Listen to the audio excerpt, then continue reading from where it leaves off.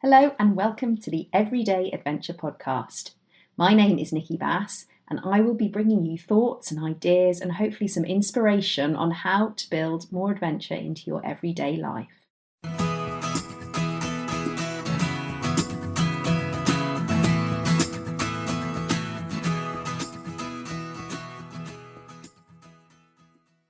So today I am super excited to be speaking to Mags Nixon from the blog The Family Freestylers. Mags is a writer, a photographer, she's a mum of two girls and a self-proclaimed travel geek who has fed her passion for travel over the years by doing things like teaching English in the Baltics, acting as a governess at an Australian sheep station and spending over 10 winter seasons working in the Alps as well.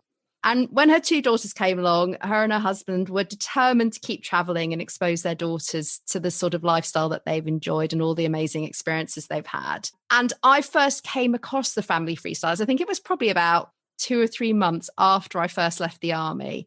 I was just so inspired because it was exactly the sort of, I suppose, the sort of lifestyle, the sort of dreams I had for my own kids. And it was probably the first time I'd really seen that articulated. So Mags, welcome so much to the show. It's an absolute pleasure to have you here. I guess my first question is what inspired you to set up the Family Freestylers? Where did the idea come from? Well, actually, it was after my second child was due to start school. I was very much thinking that I needed to either start another job or find something that inspired me. I needed something to work on. And I guess I didn't want to go back to an uninspiring job, as it were. And I wanted to create something that had meaning. And I wanted to look at all the things I was passionate about and create something of my own.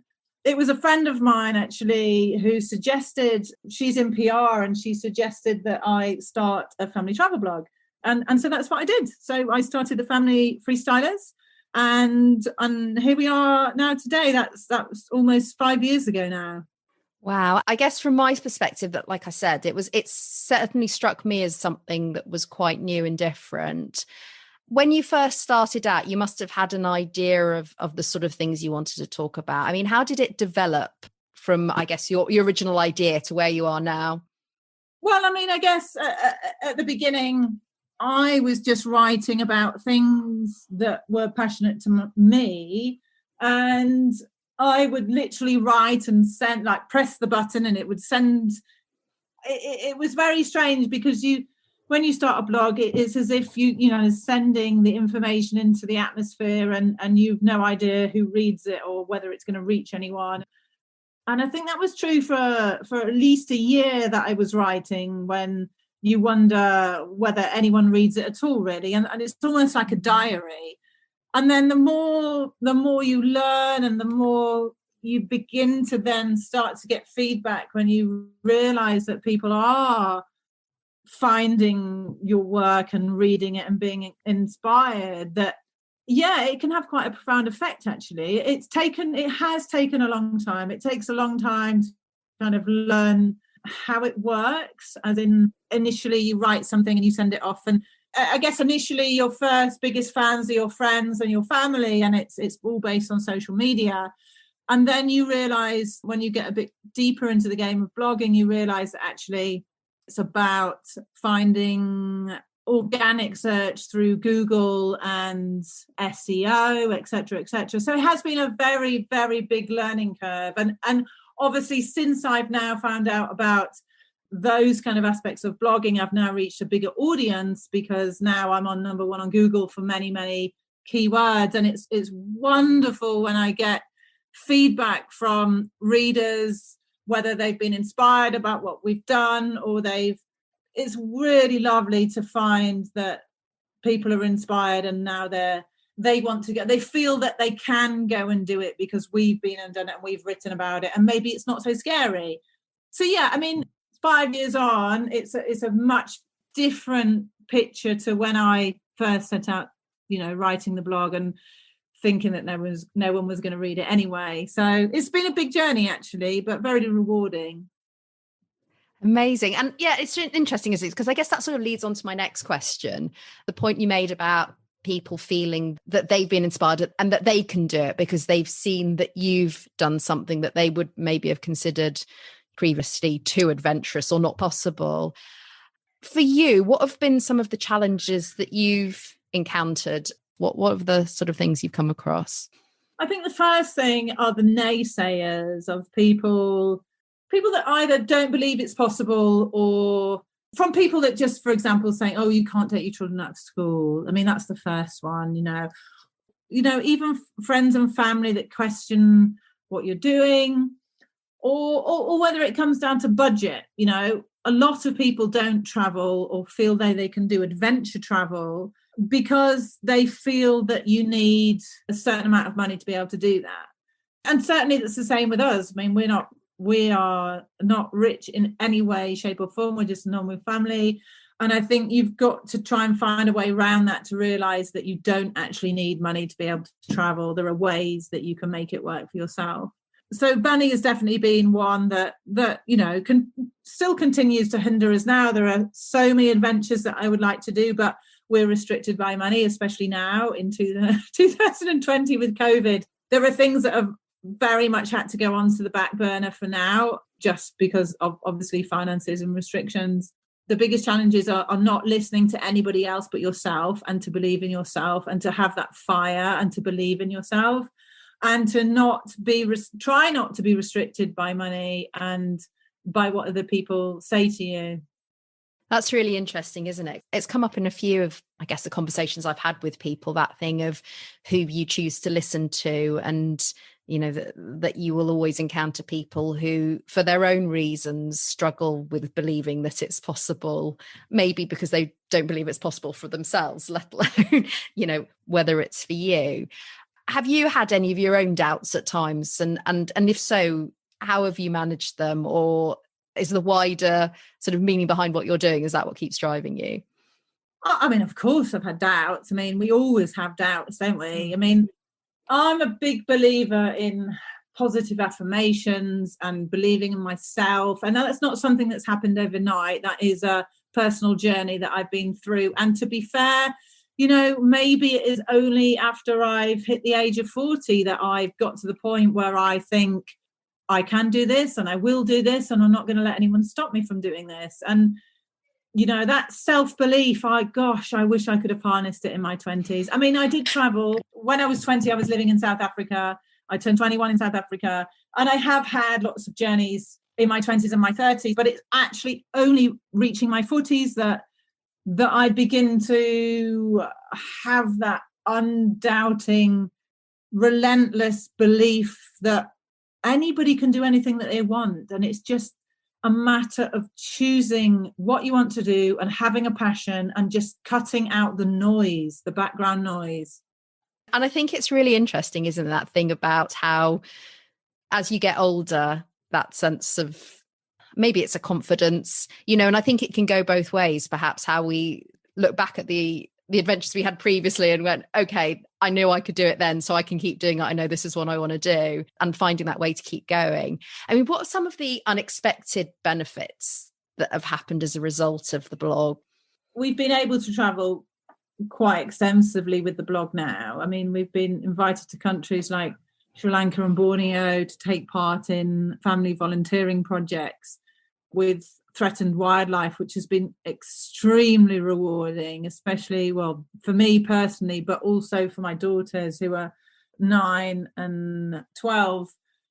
We got invited to Borneo to take part in a rainforest conservation program, which is very, very important because obviously the threatened situation now in Borneo. We worked with the great projects actually in protecting the corridor of life, which is a very, very narrow section of the rainforest that is threatened. And we replanted the rainforest. And I did that with just my eldest daughter, who was 10 at the time.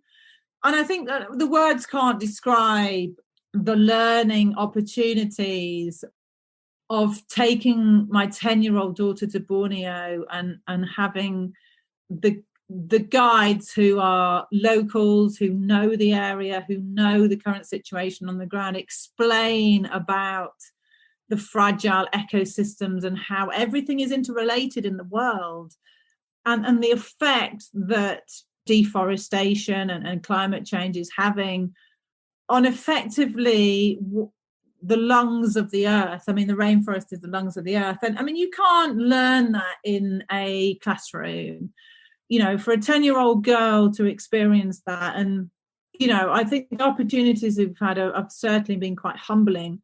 But apart from that, I mean, just traveling as a whole with children, I think it really builds confidence rather than them being told and being streamed, miscommunication through the world right now. We're in a very strange position, I feel, at the moment in the world, with believing what you hear and actually learning it for yourself and seeing it for yourself.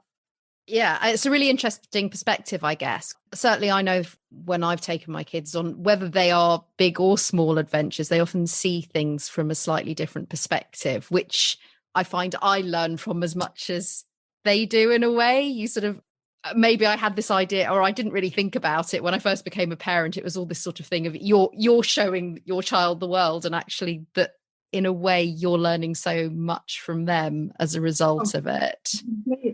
Completely. It's quite humbling, really, isn't it? You learn so much from having children.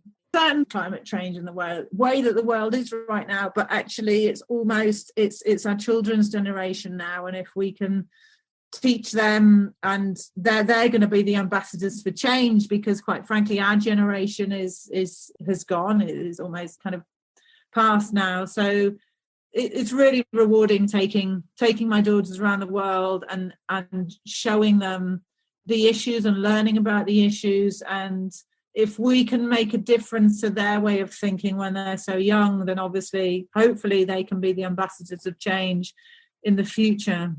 No, that's so true. I slightly hesitate to ask my next question, given the current situation where I'm recording this just before Christmas. I think half of the UK has just gone into tier 4. I know you're in the Alps, and yeah, the situation I don't think is an awful lot better over there. But when you look to 2021 and beyond, I mean, what's next? What would you still like to do, whether it's with the blog or taking things a stage further? What are your plans? Well, we had an Iceland trip cancelled this year. We were literally 72 hours away from our flight taking off. And no. I was supposed to trek Iceland with my eldest daughter, who's 12. And we were gearing up for the fact it had already been cancelled. It was supposed to happen in the beginning of July, and we had to cancel it because of COVID. And I rescheduled for the end of August. And I think there was that window when everybody was able to travel, which amazingly we managed to go to Greece sailing, so that was unbelievable. Oh wow. But we were hoping to squeeze the Iceland trip in too, and it got shut down 72 hours before, so I'm really hoping that might happen next year. And also we've been invited back to Greece sailing, which I'm very, very excited about, because it was our first family sailing trip in July this year, and it was like nothing we've ever done before, quite frankly. The level of freedom it gave us as a family, and the fact that every single member of the family really enjoyed themselves to a level like I've never ever seen before with any other trip that we've done. So we're really excited to have been invited back by Sail Ionian. So we're hoping in June to go and sail for 2 to 3 weeks in the Ionian again. Last time when we went to the South Ionian. We're going to go to the North Ionian this time, and I'm really excited about that, actually. So yeah, so we're going to sail, and hopefully we're going to go to Iceland trekking. But I mean, who knows what's going to happen with our restrictions further afield. I mean, next year as well, I was hoping, my plan was to bike Vietnam as well. Oh, wow. But I have no idea whether that would happen either. So we're just going to have to wait and see. I've also got logged down when we were in Borneo. It was 2 years ago now, in 2018, and my 10-year-old learnt to dive. And we were gearing up to climb the highest mountain, Mount Kinabalu, in Asia. And in between, we had to kill a little bit of time between what we would do, in between the rainforest conservation projects. and climbing Mount Kinabalu. And so we ended up staying in gorgeous, very remote beach resort called Big Fin Divers in Sabah. And I actually didn't expect us to dive. I just thought we were going to chill out by the beach. And do you know what? They were so wonderful and so welcoming. And I never realised that children could dive at the age of 10. I didn't know that either. I was really surprised when you said that. Yeah. And we literally had 3 days there, and my 10-year-old did 3 dives. She's always loved the water. She was born in water. She has an affinity with water. And so she did, the introductory dives 3 times. And they said, oh, if you were here one more day, you could have done your junior paddy. But we were off to go and climb, a 4,000-meter mountain. And so we didn't have time. And I promised her since that we would go and get her paddy. And last year we didn't manage to do it. So we were hoping this year to go and do her paddy, but it's going to have to be next year. So we're hoping to do that as well. We're hoping to do many things. Oh, well, I guess, yeah, it's that thing, isn't it? Of that, yeah. And in a way, I suppose you just keep adding to it as well, going, oh, that would be incredible too. And the list is endless. And maybe even, I've certainly found that having to take a forced or an enforced break from a lot of things this year has probably made me want to do even more when we are free. But I think there's definitely going to be a huge surge, isn't there? If and when the time comes, let's hope there's a swift return into the world that we know when travel opens again. I mean, we can't wait. We really, really can't wait until everything opens up again. And in terms of with the blog, have you got any wider plans for that? I guess I think the interesting thing with blogs, particularly when you're documenting your own life, is that there is a constant change, particularly with children. There is a constant evolution anyway, I guess, in the type of adventures and what you're talking about. Yeah, hugely. Obviously, children are growing up and everything is changing. And the one really exciting thing that we had this year that was planned was our Iceland trip. So I don't know whether you know, but our youngest daughter was born very early and she's got mild cerebral palsy in her legs, which means that she's less able in many things than her peers. And that was actually the reason for the move to the Alps for us, because me and my husband met in the Alps, so we have an affinity with the snow and snowboarding. And so since our children were the age of 2, we put them on skis. And then the physio of my youngest daughter told us that we should ski as much as we could, because she'd marked a noted improvement on her condition every time we'd come back from a ski holiday. I mean, it got to the point where we would take the children skiing as much as we could, and the head of physio for North Devon told us that if there was anything that we could do for our child before the age of 8 years old would have a lasting impact on her life. So I think that was when we really kind of took stock of our situation in the UK, and we really we'd made the decision to move to the Alps so that she could ski as much as possible. And that has actually had a huge impact on her life, as in she no longer wears splints or orthotics. In the future, we actually want to do a lot of adventure trips, but not based around walking or hiking, which she finds very difficult. So we're really, really can't wait to start doing, for example, horse riding treks, multi-day trek in South America or in America or Mexico. And we want to do more kayaking treks. So, or kind of Canadian canoeing where you kayak down the river. So that's really exciting. And then me and my eldest daughter, who is 12, we were due to hike Iceland this year, and it was cancelled because of COVID. So what was really exciting is that we were doing a recce actually to start some mother and daughter treks. At the age of 10, she was hiking the Tour de Mont. And I think what I realized was that it's a great way to harness confidence, because when they hit 13, there's a lot of issues that seems to come when puberty hits. So we were thinking about we've had a lot of feedback from readers that read our blog, and we really wanted to reach out to other mothers and daughters to invite them on an adventure with us.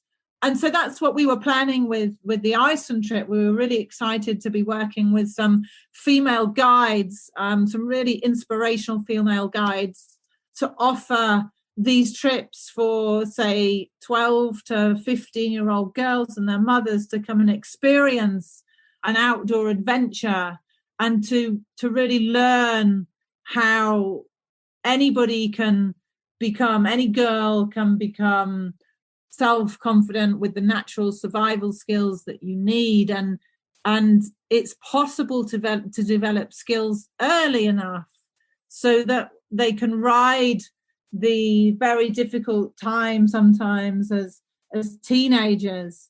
So yeah, we're really excited to try and make that happen in the future. I mean, maybe it's next year, I don't know, it depends on COVID. Oh, that's such a wonderful idea. I was just thinking, right, I've got about 4 years until my little girl's old enough. So hopefully I'll have them up and running by then. But it also leads me, I guess, quite nicely into my next question. The question I ask all my guests, which is about, if you had one piece of advice. So say somebody's listening to this and they think, I'd love to do those sort of adventures with my children, but I just don't know where to start, or like we said earlier, all the sort of the doubts or the fears creep in. I mean, what's the one piece of advice you'd give them? I would say, don't wait. Don't try and make everything perfect before you leave.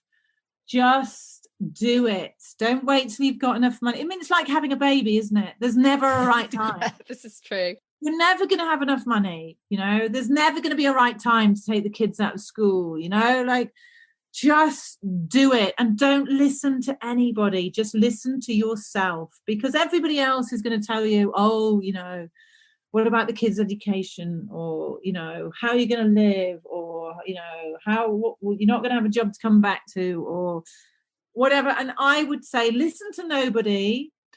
I would say, really pay attention to who you hang out with. Surround yourself with positive people that will back you up. Start listening to podcasts of people that inspire you. There's a lot of positivity out there. It's just finding it. And often you're surrounded by quite negative people. So just don't listen, cut out the noise, find inspiration, whether that's in podcasts or whether that's in books. I'm reading an amazing book at the moment by Jenny Tuff, which documents some amazing adventures by female travelers, by female adventurers.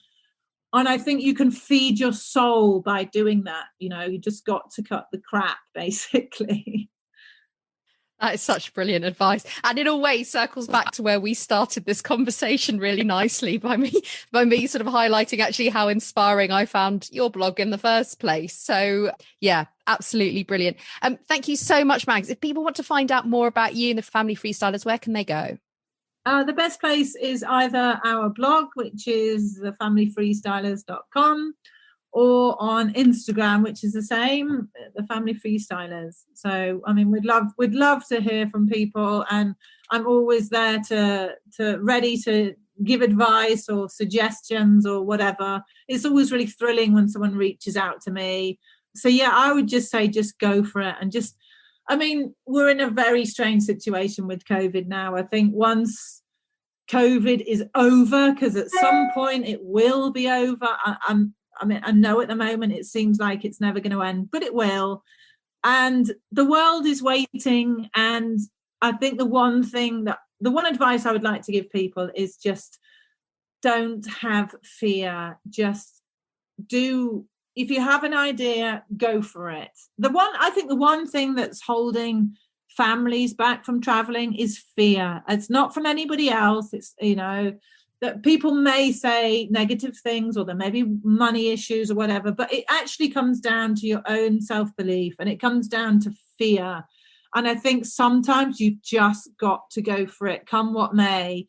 And I think my experience anyway, and the experience that I've had with other traveling families that I've met, is that leaving is the hardest part. And once you do that, everything else falls into place. That's amazing. Thank you. Such a brilliant place to end as well. Mags, thanks so much for coming on the podcast. It's been absolutely amazing. I'm feeling really inspired, so I'm sure everyone else listening to this will be as well. Hopefully, once you get your trips up and running too, if that comes off, do let us know, because absolutely love to share that for you as well. But otherwise, yeah, we'll keep my fingers crossed very firmly for COVID to be out of the way, and so you can resume all your adventures too, basically, because I can't wait to read all about them as well. So thank you so much for coming on. Yeah, and hope to speak to you again soon. Thanks so much, Nicki. It's been wonderful. Thank you really for having us. Cheers. Bye.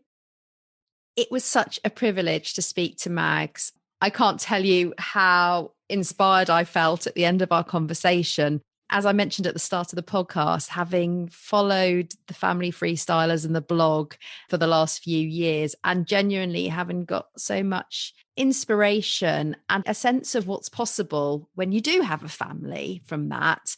It was just so wonderful to learn from her directly about how she got started, about what's motivated her and what keeps her going. One of the things that sprang to mind during our conversation is a quote, which I often use, by Bethany Hamilton. For those of you who don't know, she's a professional surfer. And when she was much younger, she was attacked by a shark, lost her arm.